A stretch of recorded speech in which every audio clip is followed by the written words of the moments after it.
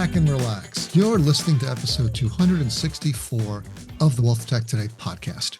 And I'm your host, Craig Iskowitz, founder of Ezra Group Consulting. And this podcast features interviews, news, and analysis on the trends and best practices all around wealth management technology. My guests for this episode were Kevin Adams and Brett Ridgey from Edward Jones. And we had a terrific conversation. And when you listen to it, you will hear the following. We talked about their digital transformation efforts that they've been running since 2021, their decision to replace their in-house CRM with Salesforce, some best practices and tips that they've gathered for large-scale software deployments, and we talked about Data Cloud, Salesforce Data Cloud, and some new analytics capabilities that Edward Jones is rolling out. But before we get to that, a couple housekeeping tasks. Please subscribe to the show wherever you listen to podcasts so you don't miss an episode. And check out our sponsor, the Invest in Others Charitable Foundation. You can find them at investinothers.org. Now, let's kick this thing off. All right, I'm excited. We've got two guests for this episode. It's a double header. We've got from Edward Jones, Kevin Adams, Head of Technology. Say hi, Kevin. Hey, Craig. Good to see you, buddy. So that's the voice of Kevin Adams. And we have Ryan Robson, Head of Digital Product Management, also from Edward Jones. Hey, Ryan. Hi, Craig. All right, together, you guys co-lead the digital division at Edward Jones. That's about 6,000 people. That's quite some responsibility between you guys. I'm really happy you guys could make it. Where are you each calling in from? I'm actually calling in at home today from where I live in Carmel, Indiana. And I'm in St. Louis, Missouri at our home office. And I'm in beautiful New Jersey, where it's actually sunny for once.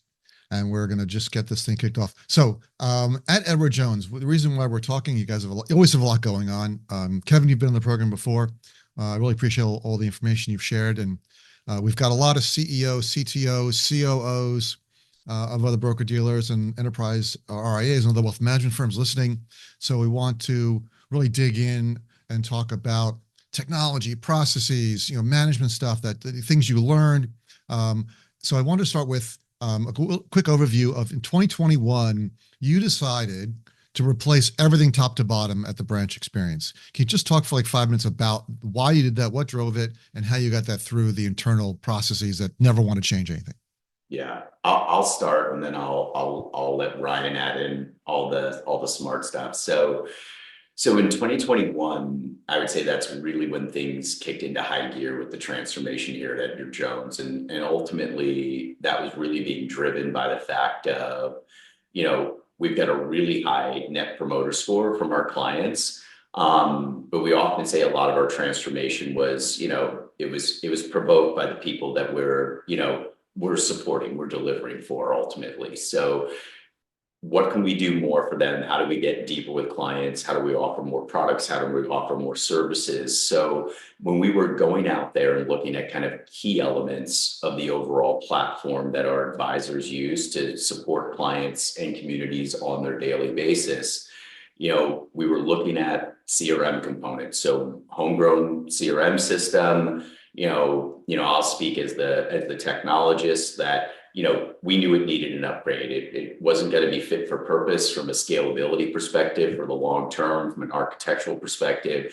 So if we're going out there and looking in the market, what are all the players that exist? And you have to, of course, look first, and I'll let Ryan comment to this around the business functionality. So is it going to be fit for purpose for your business? Is it going to grow ultimately where you want it to go from your business?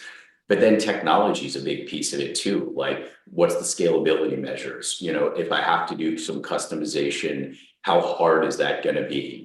What platforms does it sit on? How is it supported? So we had to go through, and when I think about CRM or financial planning, both areas where we have still to this day, but we're moving, fully away from those in the very near future is, now that we've stood those up, or now that we were making decisions around, like, ultimately those are the two areas we wanted to focus on, going out to market to say, is this really the right tool? What are all the players that are out there?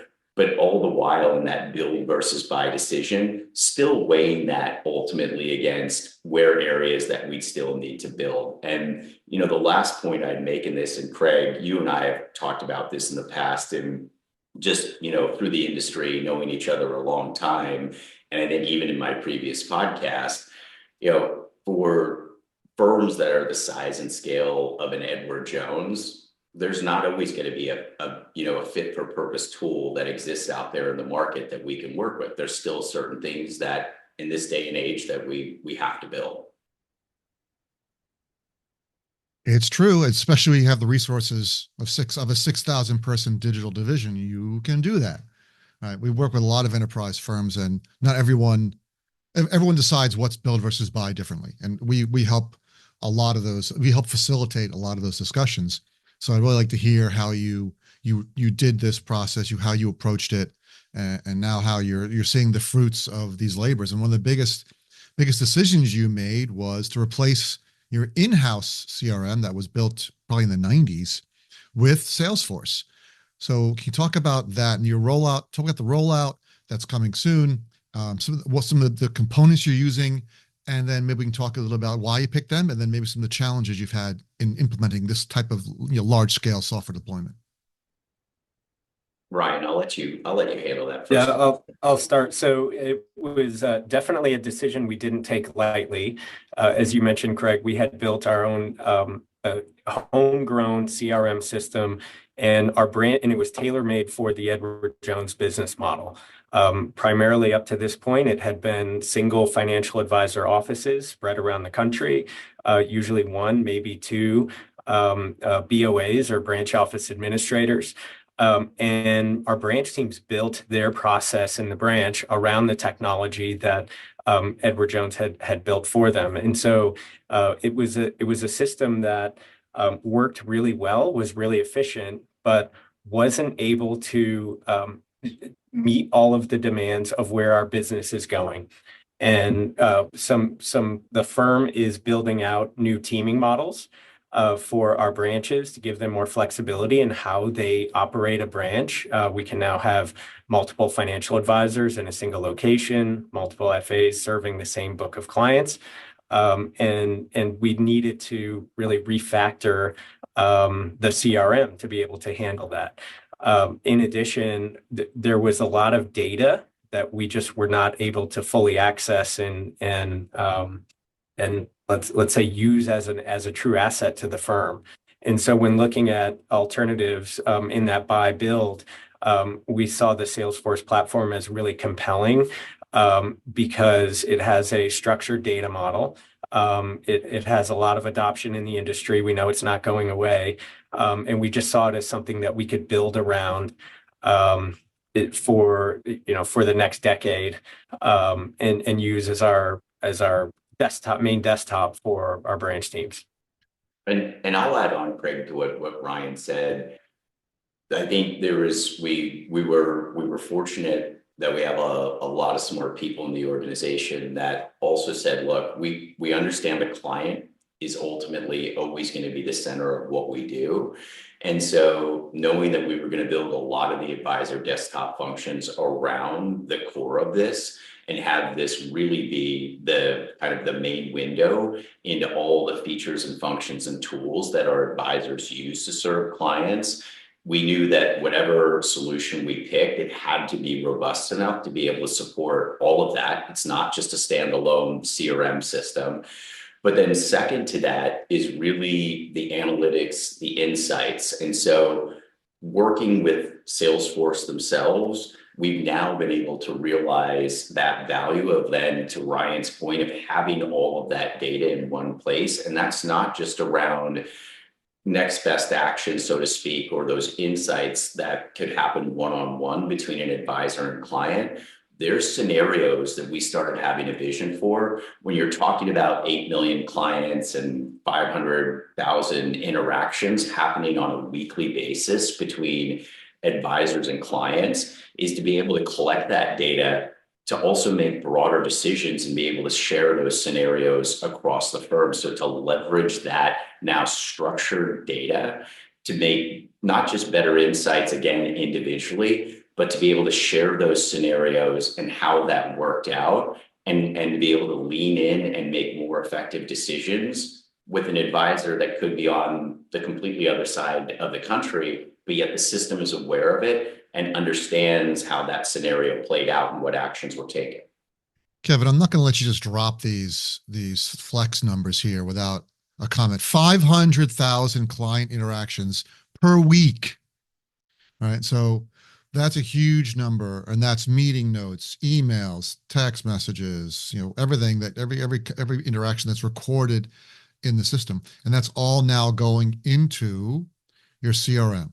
So you didn't just buy, so you're contracted with Salesforce for FSC, Financial Services Cloud, but you didn't stop there. You just kept adding more to your basket. You added Service Cloud, Marketing Cloud, and Data Cloud.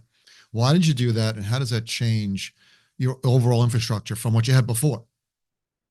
I'll start with that, but I also want Ryan to add on to it because I'm sure he'll hit some things that I missed.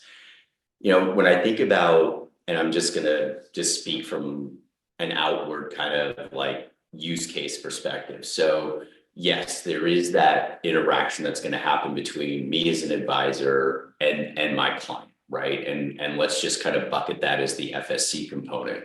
But ultimately, our service organization, which is the backbone of what our branch teams lean on for questions, answers, complex scenarios they got into. Now that I'm going to put in the Service Cloud bucket, pivoting all the way over to the marketing side of it, of how do I, generate information around something that I'm hosting locally in my area, or something special that the firm is talking about that we want to get out to all of our clients, or be able to enhance prospecting elements as I prospect for new clients, but that prospect ultimately then more fluidly transitions into becoming a client itself. And technology wise, this is where I'll be upfront, and I'm gonna hit the challenge there is looking at those as, when I think back now, looking at those of kind of separate and distinct verticals. Yes, it is all one company, and our relationship with Salesforce is really good. But I think going forward into the next couple of years, and these are open conversations that we have with our partners today with Salesforce, is how do we look at that more horizontally overall as a platform, rather than have them sort of stood up as separate and distinct things. Yes, the integration so if I can jump in, you're saying that the difference between prospects and clients, as in the past they were separate databases and they weren't really integrated. So when you're taking a prospect, you're nurturing them, and then they become a client, you probably had to re-enter all that data again into another system. It didn't move the data very well between those two. That's fair to say. Correct. And now you've got it all in one place. Correct. Because we've done it both ways. Like we've done big Salesforce deployments, not as big as yours. I mean, you're talking about 40,000 users at least, right? 19,000 advisor, branch teams, one branch office admin and advisor at least per office. That's 38,000 minimum. Yeah, and we're finishing that deployment actually over the next couple of weeks. That's awesome. Yeah, we've done some big Salesforce deployments and some big other system, portfolio management deployments and such. So we understand the lift required there. But what are some of the challenges when you're working with an enterprise vendor? What's some of the things you would say, don't do this, with other COOs, CEOs, CTOs listening at enterprise firms? What shouldn't they do? Yeah, I'll start, Craig. And one of the biggest challenges we experienced in 2024 is our commitment to not leave any data behind for our decades-long CRM that had a whole lot of information, history captured in it. And so we made the commitment to our branch teams to bring that forward into the Salesforce ecosystem. And in some cases, there wasn't a neat place to put it.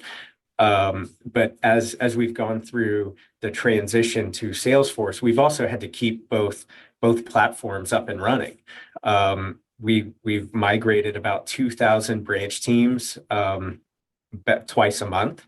And so when you think about how that worked starting in January, In January, we had 1,000 people on Salesforce, and now we have 85% or so. But we need to keep both systems in sync, and so we can manage that data conversion from our legacy platform onto new.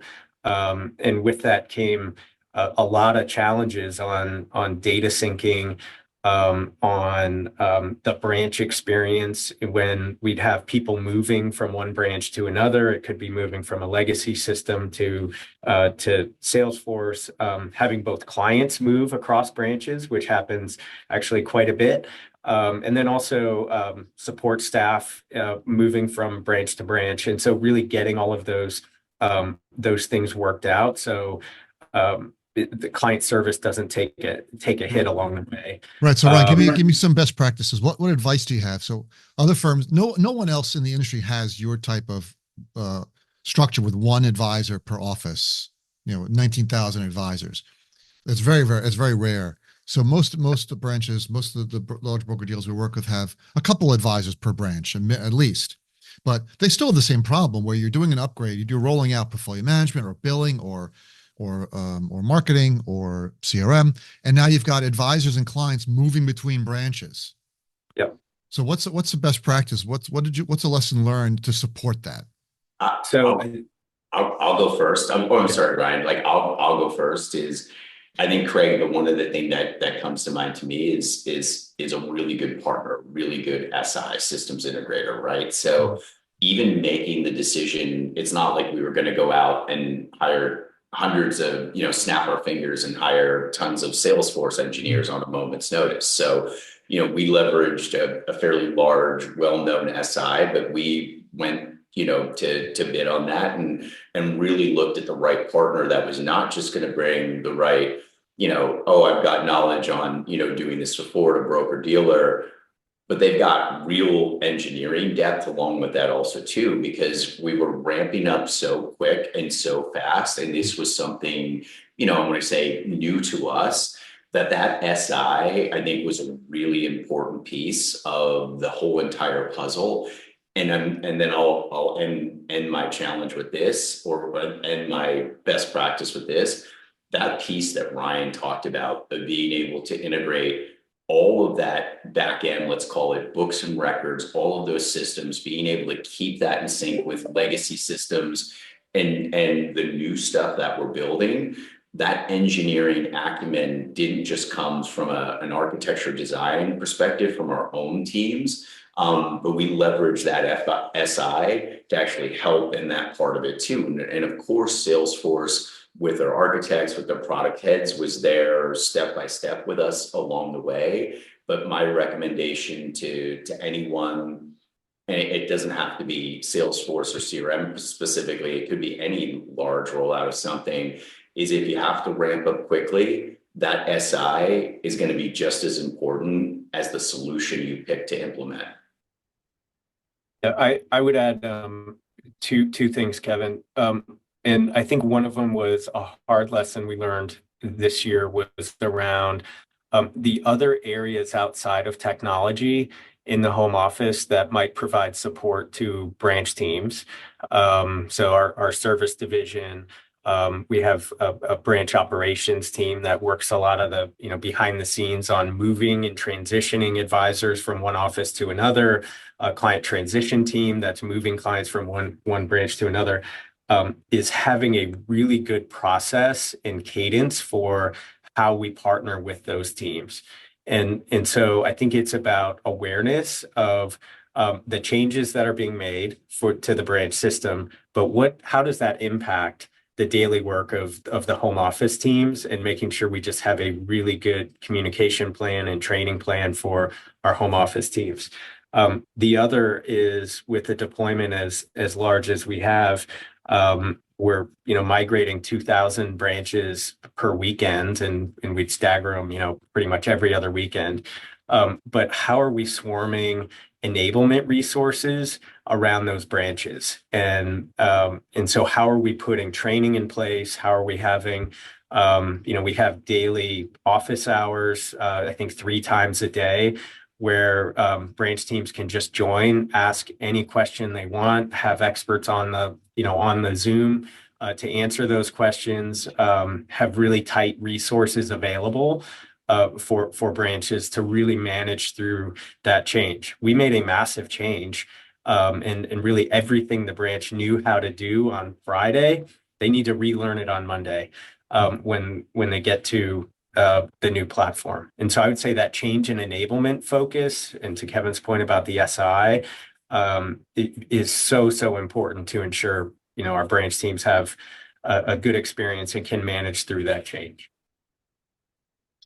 Salesforce, from what we know and the work we've done with Salesforce, is incredibly customizable. There's so much you can do. We've seen clients just with us spend a lot of money building out customized capabilities inside of Salesforce. And of course, they have the app exchange with thousands of applications you can just download and run.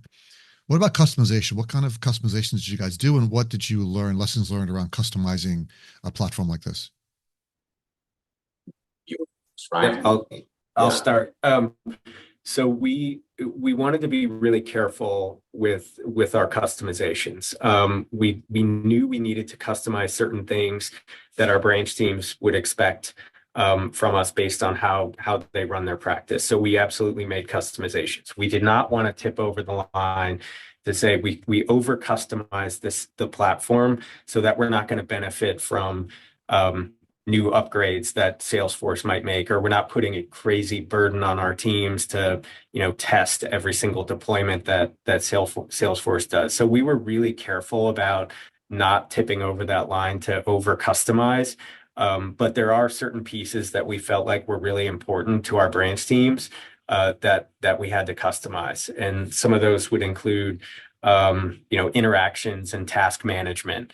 And this is part of the change that we're asking our branches to go on, is to move from really task management and calendar management to opportunity management. And we see that opportunity with Salesforce, but we also had to bring our branches along to ensure that we're not changing too much on them at the same time, and we'll really continue to iterate and move them more towards opportunity management as opposed to task management.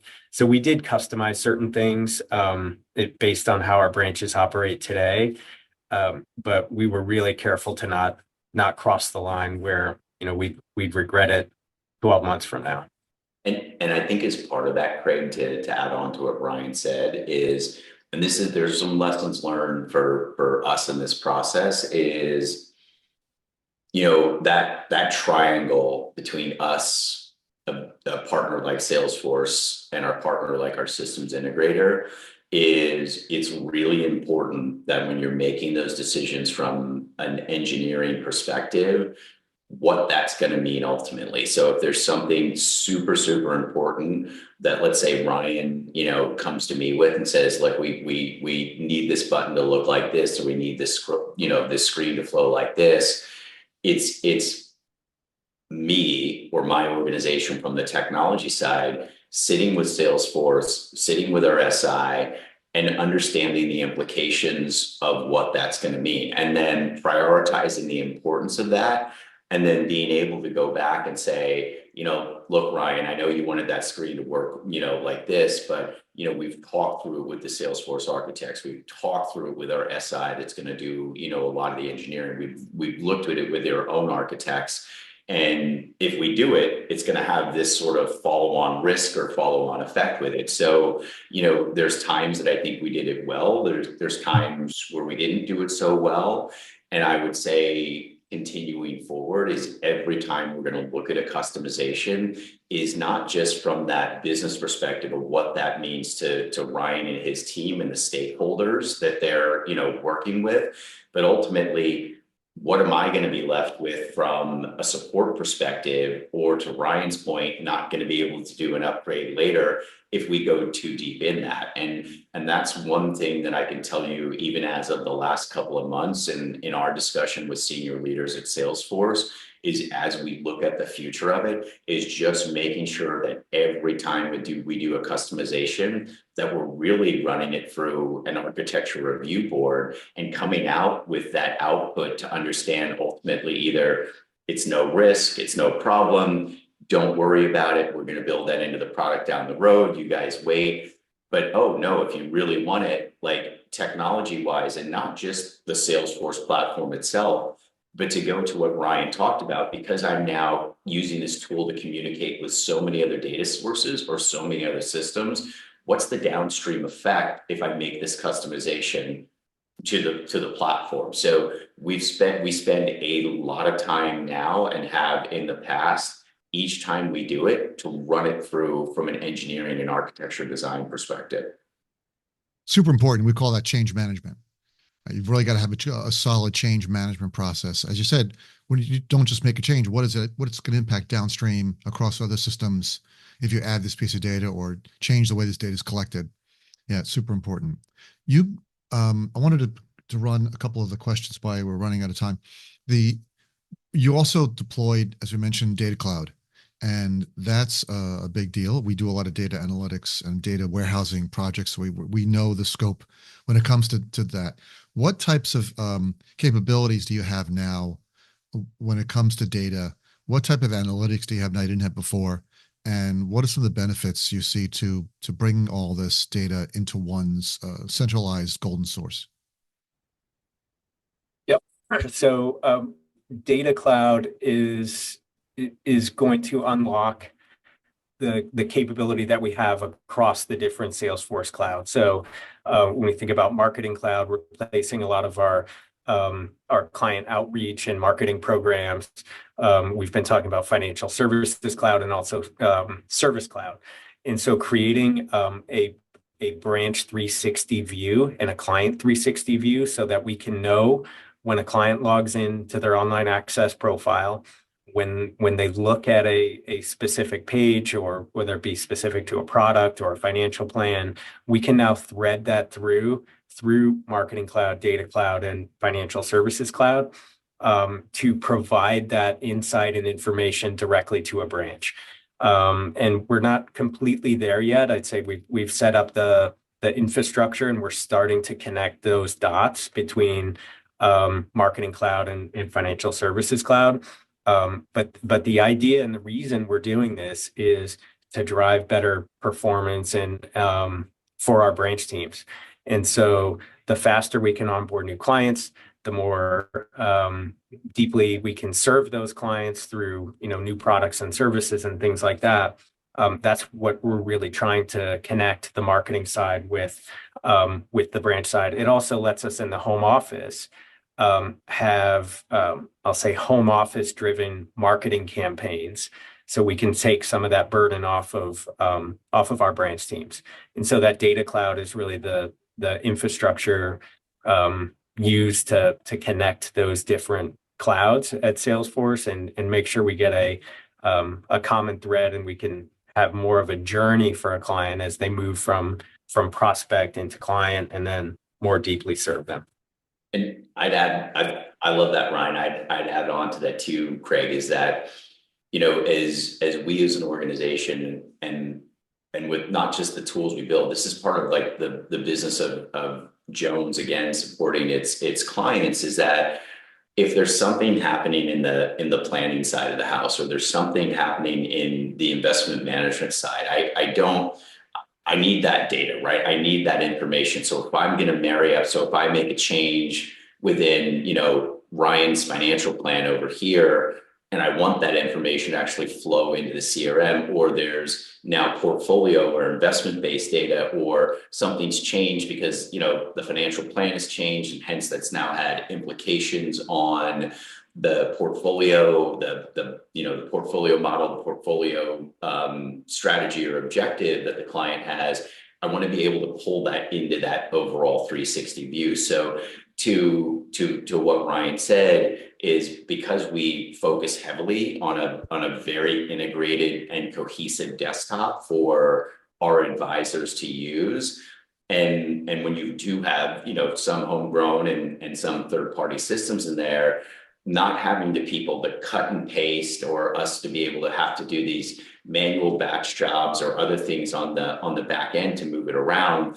Longer term, when we've thought about this architecturally, is from a technical design perspective, is like, where am I going to need that information at another point in the discussion, or where does that need to surface up to the client and the advisor also too in their interaction? So be able to make it flow and bring it all together. So I'm, in many instances, not always having to go to 5 different screens or systems, or having to do a lot of manual work in the background to make that data coalesce and make it appear within the main interface that the FA is going to be using, when you call into the office. I got time for one more question. I'm going to pick and choose carefully here.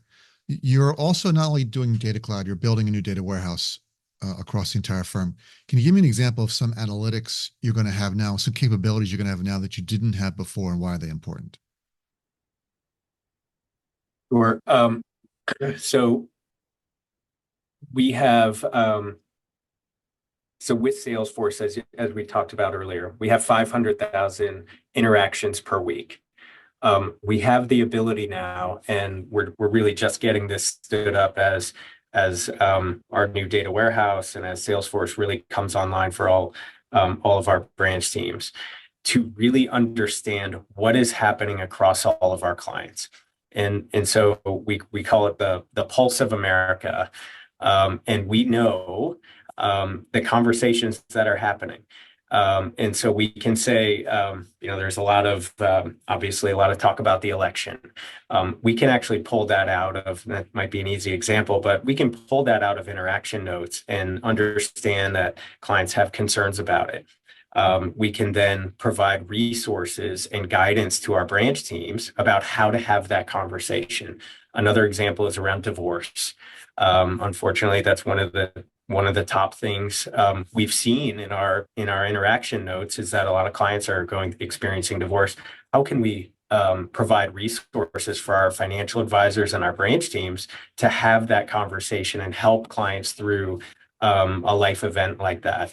And so those are just 2 examples, but our end goal is to harness all of the information that we have available to us in the firm, make it available for both our branch teams and our home office to drive the resources and enablement for our branches and clients. I'd add one on to that, Craig, if we have a minute, is we also think about this as like knowledge powered, right? So knowledge powered, so like AI capabilities. So AI by itself is really cool. We all understand that. We all, know how to use. I can, I can use ChatGPT to bring information, but without real data and real curated, and I mean, ultimately, like really well managed data, is to be able to take that, and not just with external, let's say, information, because ultimately AI is just something to augment, right? And to make people more effective and efficient. It's not replacing the advisor and client relationship. But by having that new warehouse stood up with really robust technology, you have elements now to not just marry that up with other AI capabilities that you're using internally, but to move away from like, oh, I'm going to call Ryan up because I need these 5 new dashboards and report, and to be able to use elements of sort of natural language search and scenario writing to put more power into the hands of that person running a business unit who wants to go in and just search some things around how that business is performing or how this regions of FAs are performing. So that is really, it's more than just standing up a new warehouse. That new warehouse enables so many other things, but it's the technology stack that it sits on that actually is a big upgrade for us, and then layers on all of these other new functionalities and capabilities from a technology perspective to make people's lives easier, whether they're working in the home office or working in a branch. Guys, you've said so much, and we are now out of time. I really appreciate Kevin and Ryan being here and sharing all this great information about your tech stack, your rebuild. Congratulations on all the success and redesigning the technology infrastructure at Edward Jones. Thank you, Craig. Thanks so much, Greg. It's Craig again. Here are my top 3 takeaways from this episode. We talked about the decision to replace their in-house CRM with Salesforce. They had built a homegrown CRM over many years, but it just couldn't meet the demands of their new models, and they expanded their teams, Edward Jones being primarily a solo RIA, a solo advisor per branch business model with 19,000 individual advisors around the country. They decided to move to a teams model, and their homegrown CRM could not support that. And they chose Salesforce for its structured data model, wide industry adoption. All of our enterprise broker-dealer and RIA clients are moving to Salesforce or have moved already, and the scalability. We talked about customization of software, and this is something that we've spoken about a lot on this podcast and in blog posts here at WealthTech Today. Don't over-customize. If you're buying software, whatever the software is in any categories, not just CRM, financial planning, portfolio management, the end-to-end wealth management platform products, don't over-customize. In fact, you really shouldn't do much customization at all. If you're buying their software is the embodiment of hundreds and hundreds, possibly thousands of other clients who have provided their best practices and ways of doing business that they've encapsulated inside the code. So you're really taking advantage of that. So maybe some of the ways that you're doing things maybe aren't best practices. So you should take a look at that. So first look through what the vendor is providing, and maybe some of the things you're doing or the way you're doing it maybe isn't the most efficient. So the biggest failures we have seen at Ezra Group in enterprise software deployments has almost always been due to over customization. That the client, usually a very large client, has a lot of sway and clout, will tell the vendor, I want this punch list changed. And they might spend months or even years trying to get all that done. And they wind up a very buggy software, because writing code, you're going to get bugs. Especially if it's code written just for you and hasn't had months or years of shaking out to find all those bugs, which the rest of the platform should have. So be aware of that. And finally, we talked about a Salesforce Data Cloud and some new analytics capabilities that they are unlocking across the firm. Their goal is to create a 360-degree view of clients and branches to improve performance and client service. Their new data warehouse will enable better integration of planning and investment data, enhancing advisor efficiency. And the new infrastructure will support future AI capabilities, providing powerful search and scenario writing tools for business users. All right, you've made it to the end of another episode of the WealthTech Today podcast. But before you go, please head to our website, ezragroup.com, scroll to the bottom of the homepage, and sign up for our newsletter. Once a month, you receive an email chock full of wealth management goodness, news, information, updates, all that jazz. You will not be disappointed. Thanks again for listening, and talk to you all again next time.